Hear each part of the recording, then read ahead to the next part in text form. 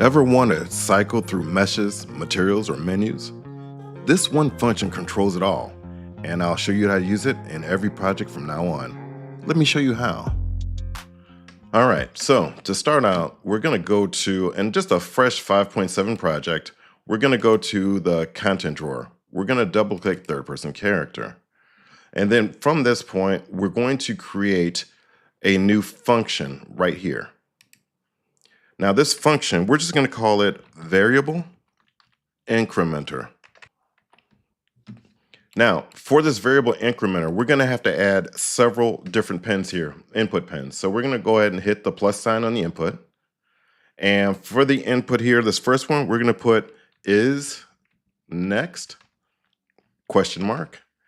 And then for this, we're going to hit it again. We're going to change this into an integer. And for this spot right here, we're going to do a current variable. Current var. Now, I'm just going to go ahead and populate the rest, and then you can copy.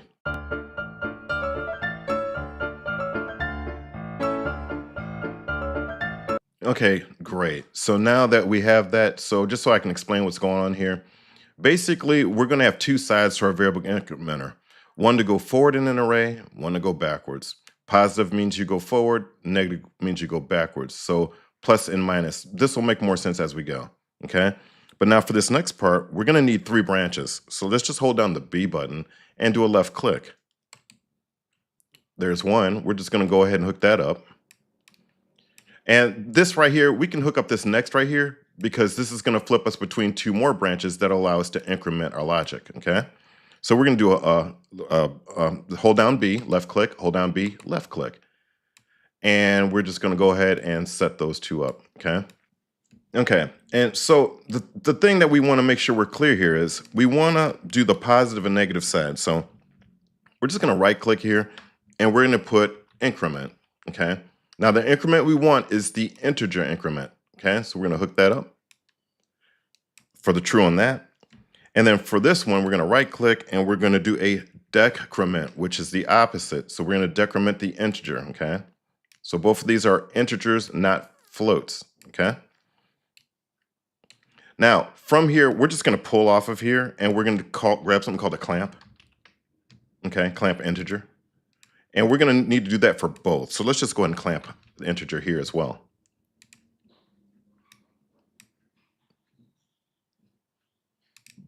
Okay, now let's go right back over here because we're going to need an output. So we need to highlight the input thing here.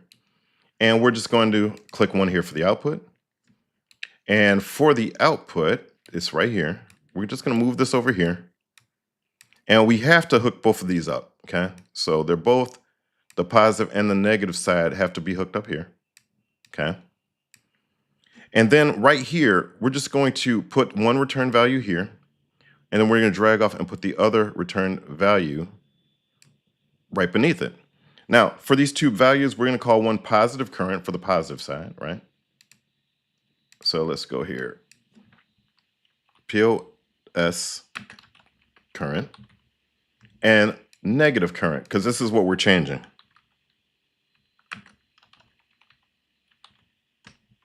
Okay.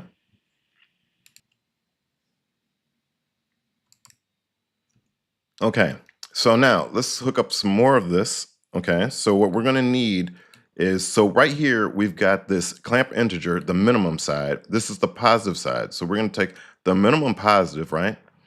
Put it towards positive minimum. And same thing, we're just going to match the max up to positive max. Same thing here. Negative, because of this right here, goes to negative min. And then this one goes to negative max, okay? And then you'll know just neaten up as we go. Now, for the next part here, we're going to need to hook these 2 up to the current new, okay? So we're just going to hook up the current new right here to this positive. And we need it also for the negative because we're using both of these for that. So hook those up as well. And we're just making a little reroute node here in order to make those work together, okay? Okay. Now, what we're going to need to do for this next part here is we still need to hook up these two branches here, okay? So we're going to drag off of this one right here, and we're going to do an equal Boolean, okay? And we can do that same exact equal Boolean here. All I'm doing is just doing a Control D to duplicate that. And we're going to add this here as well. And then what we're going to do is, because both of these need to know what the new and the current have to be. So when the new and the current value are equal to the same thing, and if you go plus or minus one, depending on which side of the logic you're on, that's what's going to execute. So for the current, we're going to need to add a current here to the top here. And we're going to add a current to the equals right here. Now, we also need to add the new right here because it's got to be equal to that. And we're just going to double click to add a reroute node here. Let's move this here where it looks a little bit better. And then we're going to add it down here. And that should cover the basics for this incremental variable. Do a compile save. Okay, now that that's done, and again, you should be able to see how all this goes. Now, we're going to go to the event graph, the main part of the player character, okay? And what we want to do here is we're going to zoom in, and we're going to just do we're going to do a 1 key and a 2 key. So that's what we'll do. We'll do a 1 key, and then we'll do a 2 key to activate our forward and backward through the logic, okay? Key. Oh, how about 2 key? Now, we're going to need to make a variable. So we're just going to go to our variables here, do a plus sign, and we're going to do is next, question mark. That's going to be our variable. And right here, we're going to take this is next, and we're going to hold down the Alt key, and we're going to drag it, and we're going to do that 2 times, okay? And we're just going to go ahead and connect this up to activate it, okay? So what's going to happen is when we do is next, we're going to check yes, it is next, okay? And then we're going to leave this one false, so that way it'll switch through the other part of the variable incrementer. Now, right here, we're going to start the logic for the material, or it could be a mesh or whatever. We're just going to call this the master switcher. So let's keep, oh, sorry. Let's do a, first, how about we do a custom event? We're going to call this the master switcher. And that's it. Now, while we're here, let's go ahead and add the master switcher up here, because basically it's going to activate the logic that causes our character to change. So we're going to right click up here, and we're just going to type in master switcher. Now, that's all this is. We just created it, and that's this right here. And we're going to go ahead and do a highlight, Control D to duplicate, and we're going to add this to both parts.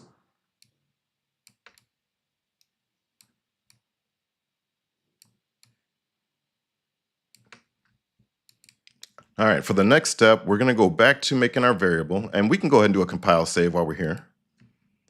We're going to do a plus here, and we're going to call this, we'll just call it the material array. Okay, and we're going to need to make this a material, so we're just going to type in material. Let's see, you just type in mat actually. Let's see, mat material. Yeah, material, and we're just going to use the regular object reference. And then while we're here, we're going to change this to an array, okay? And do a compile and a save. Now, for this array, actually let's get this on the thing here. Let's get this on the graph. We're going to drag this over here, put it here. We're just going to do a get for it. And then we're going to drag off of here, and we're going to do a set array elem.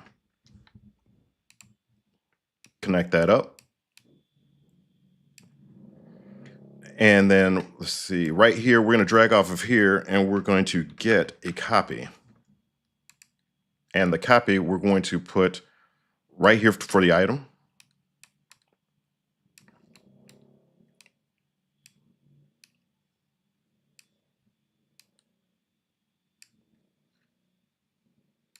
Now, the other thing we're going to need is we're going to need another variable. We're just going to call it current var. And then we're going to change this current variable to an integer. And we don't want it to be an array, so we're going to make it a single. And then we're going to make another one. And it's going to be the same thing, but it's just going to be new. New variable, new var. And then what we can do is we can drag this here. We're going to just go ahead and have it hit this spot right here, okay? Now, we're going to need to grab our variable incrementer. So we just grab and drag that and put that in right here. We're going to hook that up right to the array element. We're going to grab the is next, and yes, it goes to the is next, of course. And then for the current variable, we're going to, oh wait, actually, we're going to use the same one. So we're going to use current variable for current variable here, okay? And then we're going to need the new variable, which is right here. So we're going to go ahead and line that up as well. And we can put that down here. Do a compile and a save. All right, now for this next part, we're going to go over to where the positive and negative thing is here, okay? But first, we're going to do hold down the B, do a left click, and make a branch. Then we're going to take the next, and we're going to drag and put it to the next. We can move this down here. Then we're going to need to make a current, so we're going to hold down the Alt key, do a left drag of the current variable, add that. While holding Alt, do the new one as well. And we're just going to go ahead and connect these two guys up.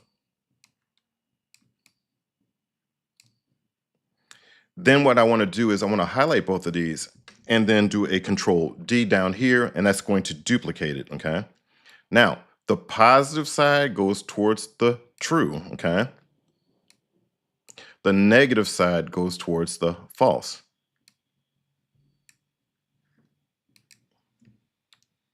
Now, for our example here, let's see, we're going to put these closer together just to make it neaten up the code a little bit. I guess we can do it like this. Now, what we're going to need here is we're going to need the characters mesh. Drag and drop that right here.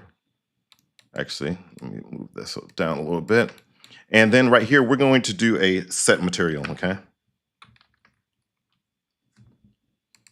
And we're going to hook both of these up, the execution pins, to the set material, because that's what we're setting, okay?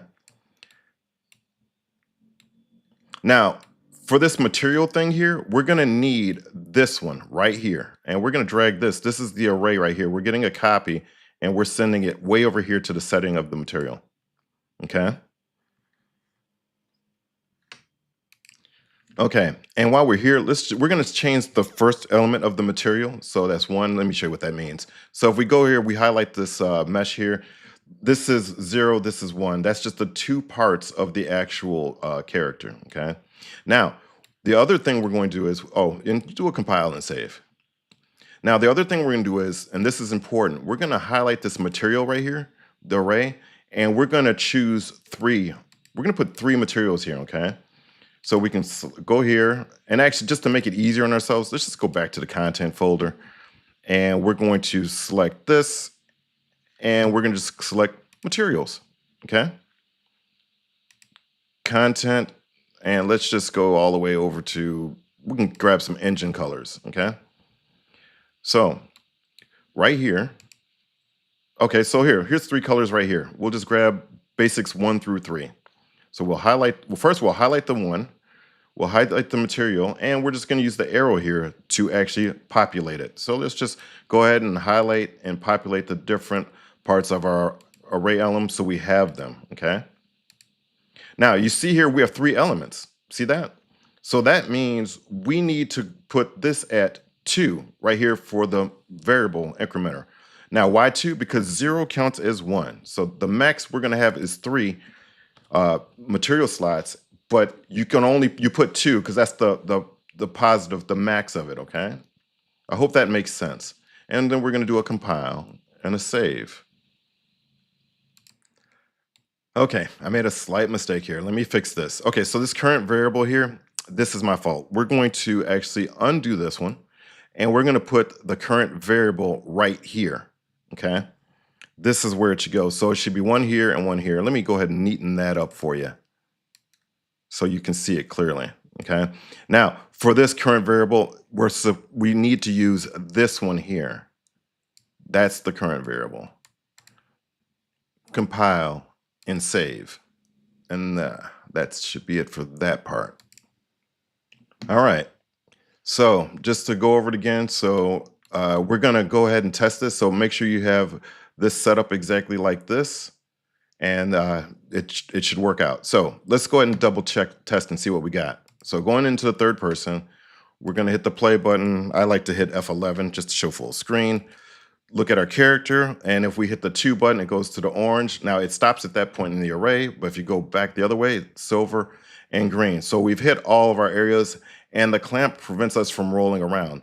But now, like I said, this is going to be really good if you want to swap meshes or swap materials or anything. So nice, you completed the video. Let's see what you can do with the next one. Let's go.